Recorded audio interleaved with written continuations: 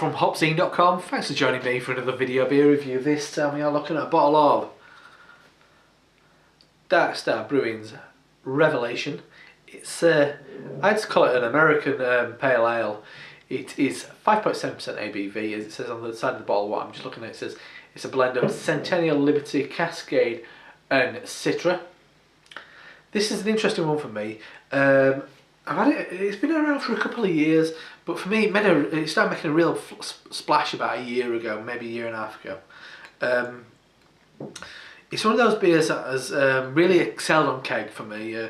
Cask version was always decent, but the keg is absolutely stonking. It's a real flavoursome, hop forward pale ale. For me, one of the better beers that has ever made. And you often find it quite readily. I mean, you might see Thornbury in a decent craft beer bar, or a decent pub even. You'll see this and Jaipur, and you'll often see them kind of side by side. I remember in one of my local craft beer bars seeing that quite often, and it's quite a decision. I mean, similar ABVs, similar kind of beers, but this is very good, very good. I'm interested how the bottle's going to turn out. There you go. Dark Star are much better at getting bottles out these days.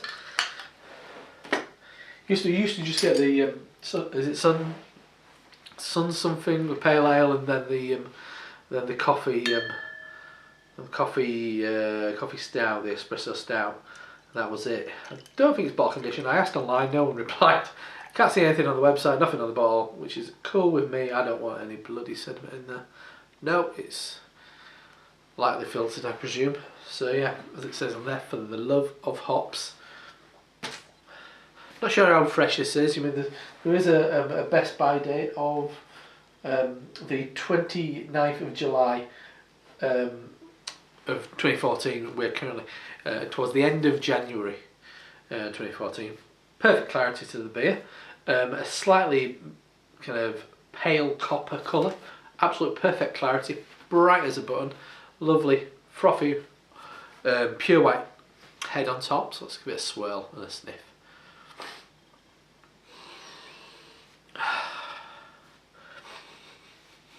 Yeah, interesting.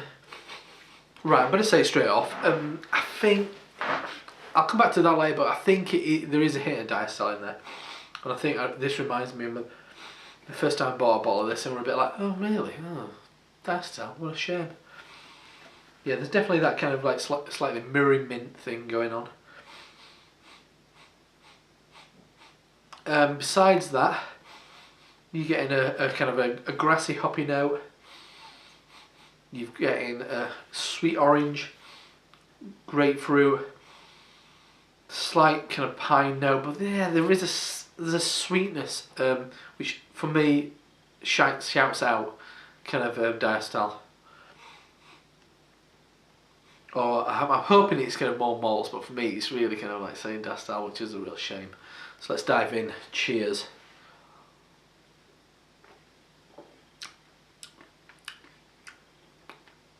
Can't taste it in the flavour, that's for sure.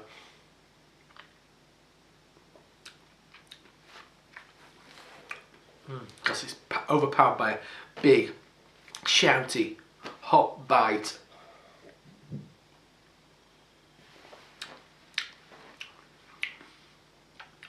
I'm getting a hint of, I'll get back to that in a second. First and foremost, big, dry, rasping grapefruit, lemon peel, orange flesh, slightly chalky, which is odd for a filtered beer. There's definitely big resinous note in there.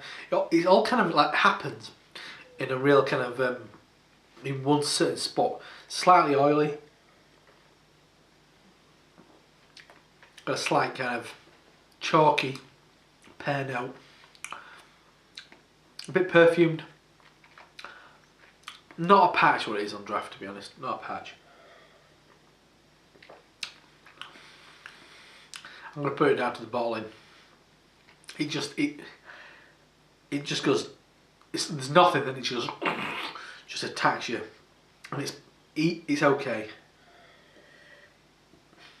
There's just no layers to it.